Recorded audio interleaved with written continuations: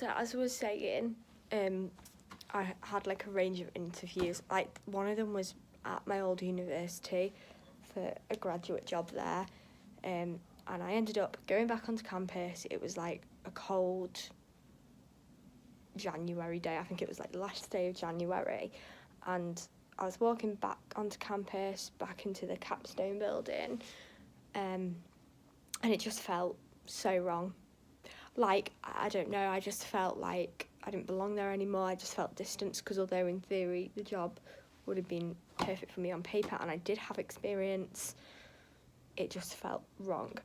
So I had the interview and it didn't go well because I had 2 pages of notes and I said exactly the opposite of what I wanted to say, and I made out like I had no experience, and I did have experience because I'd done hundreds of hours at my placement at Blue Coat, and I did have experience, and I had art curation experience as well. So anyway, I felt at that point, I remember sitting there and walking out, but the whole time I was thinking, I just want to come to Hungary, I just want to go travelling. This just is not for me. This feels like too much of a bubble, and it just wasn't for me at all. Anyway, I had a feeling I wasn't going to get the job because it just hadn't gone that well, and then the next day I waited until about 3 o'clock in the afternoon for a phone call to tell me that I hadn't got the job, and sure enough, they rang to tell me that I hadn't got the job, and I was actually so relieved. Like, I wasn't too bothered. Like, it was a nice conversation.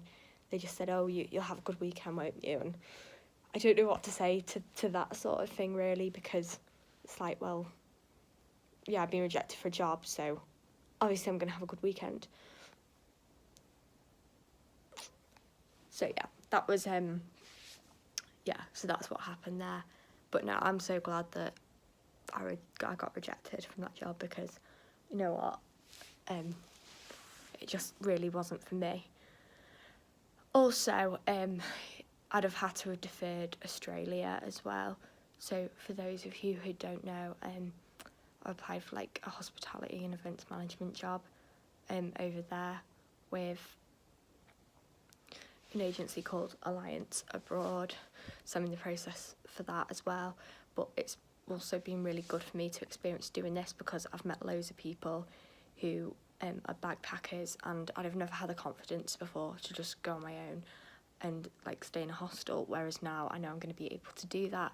I found out like a little range of companies that are good for solo travelling for reasonably cheap.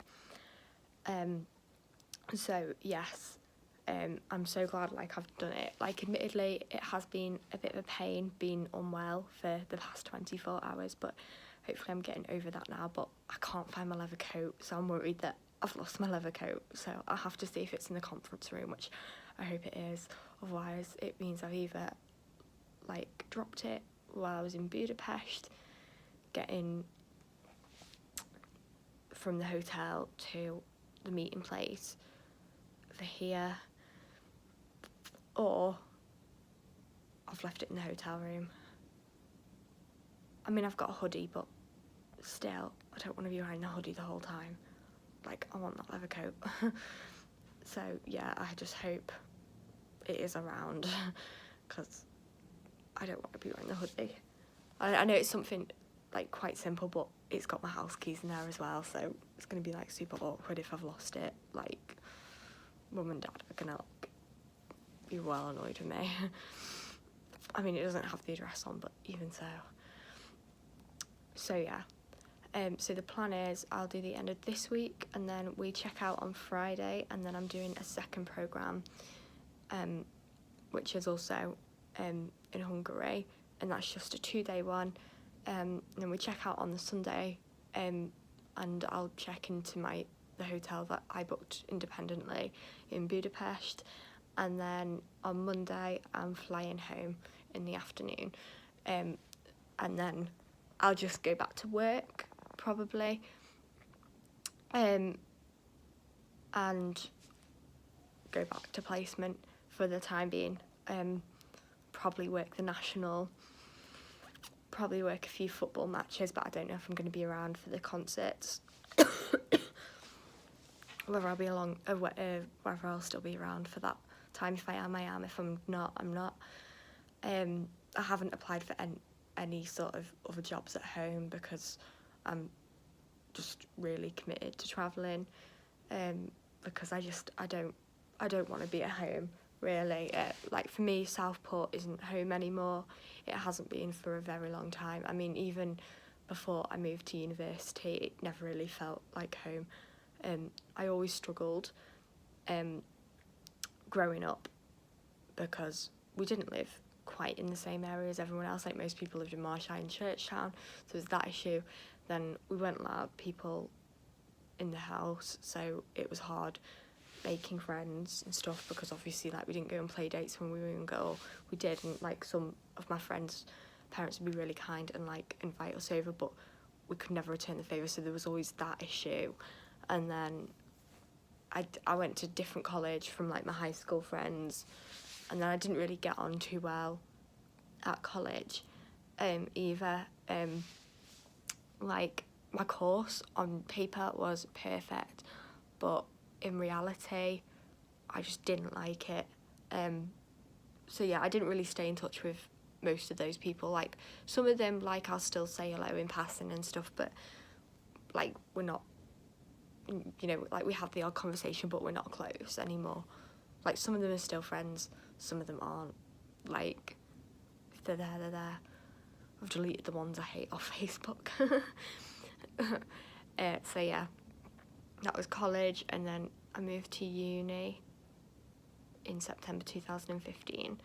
I liked first year academically. I hated it from like the living point of view.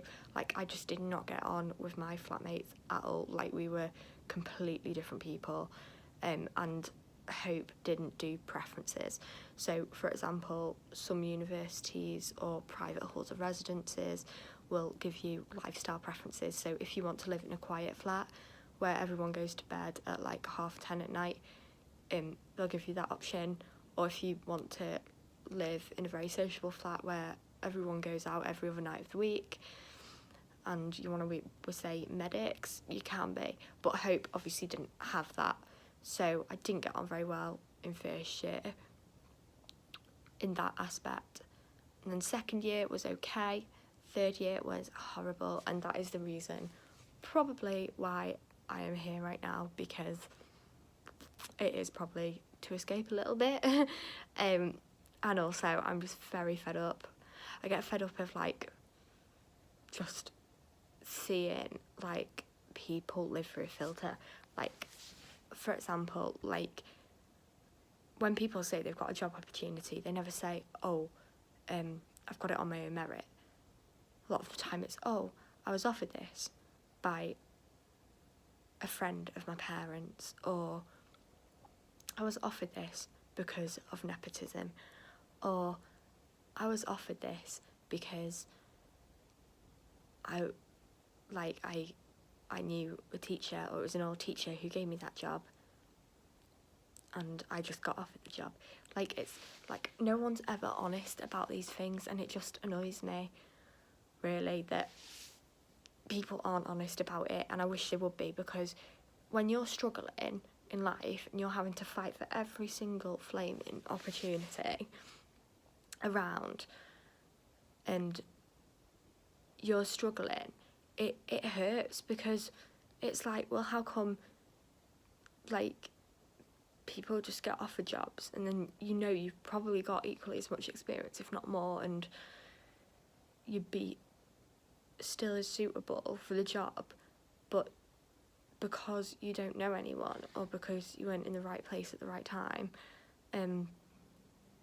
you know, you don't get offered that opportunity. And that's what I found probably so difficult ever since I graduated. Yeah, it's just been bloody hard. So anyway, I found out exactly what my niche is and what I enjoy, and anyway, I'm kind of so glad in hindsight that I didn't go straight into an office job immediately, because I think it would have been a nightmare. and I think I would have felt trapped and tethered pretty quickly. Like some of the people that have been on this programme who are other volunteers and other teachers have said that they did really well at university. They were in a job within a few weeks from after graduating, and they ended up leaving because they felt trapped and tethered.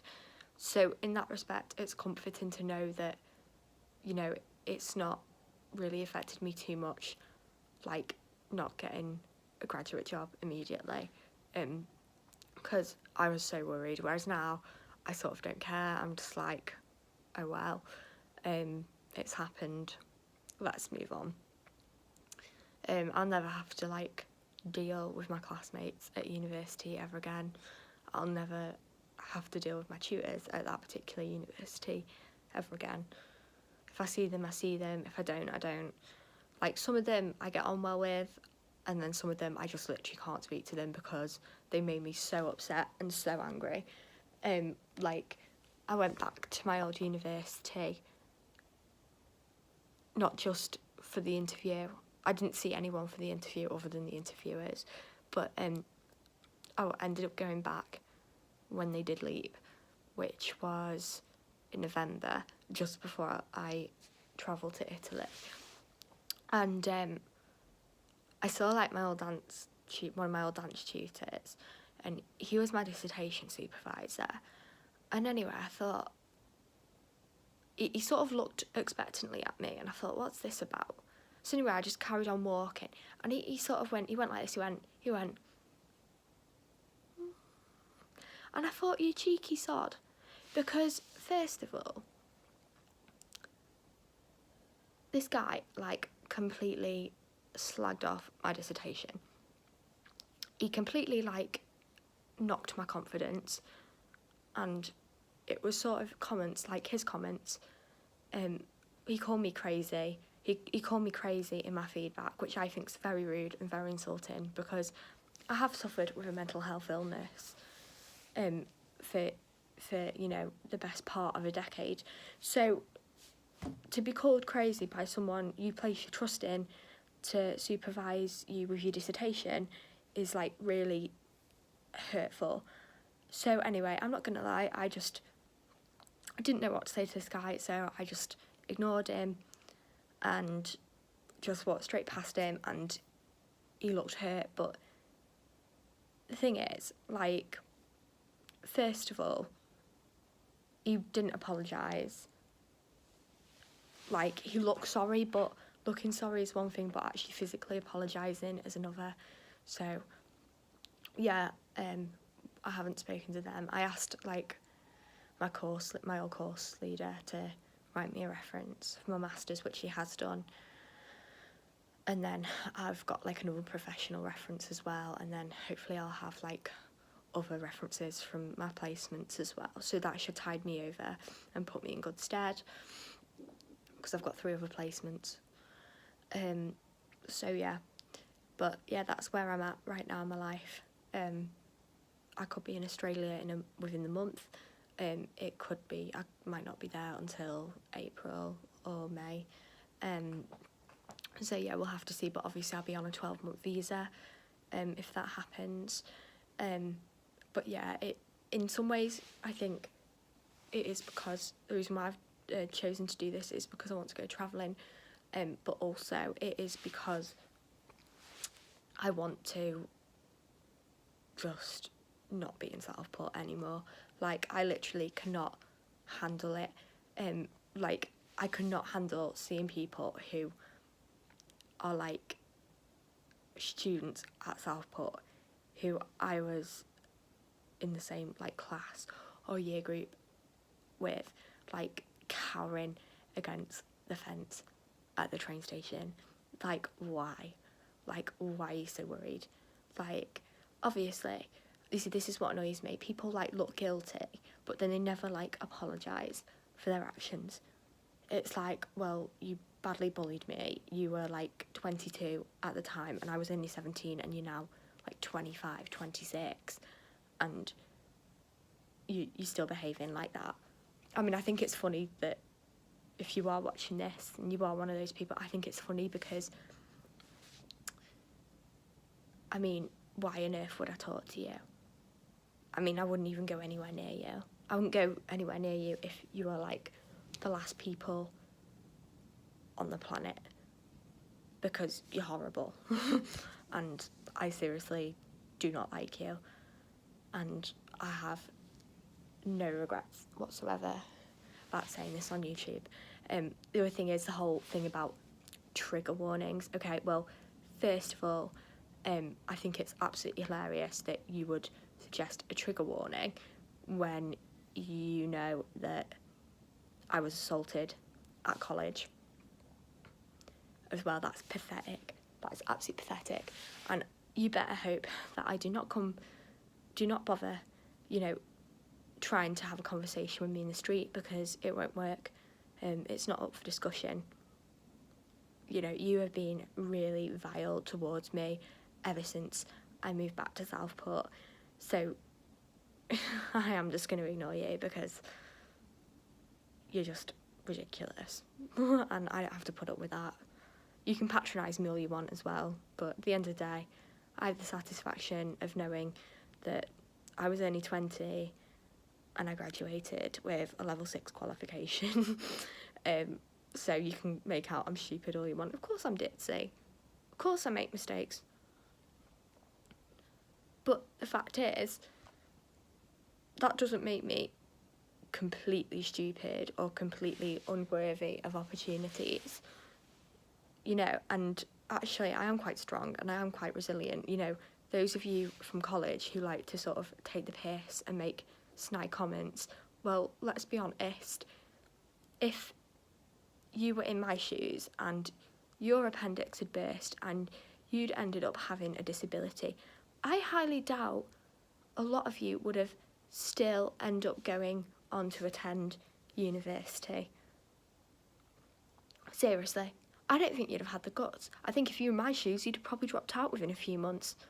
So don't bloody give me that, because that's just pathetic. Just stop being arseholes and grow up. Seriously. It's just ridiculous. Anyway, for those of you watching who are my friends, I'm hoping to see you soon. And I hope you've been able to see, what the hotel and where I'm staying looks like. It's very, very beautiful. So anyway, good night.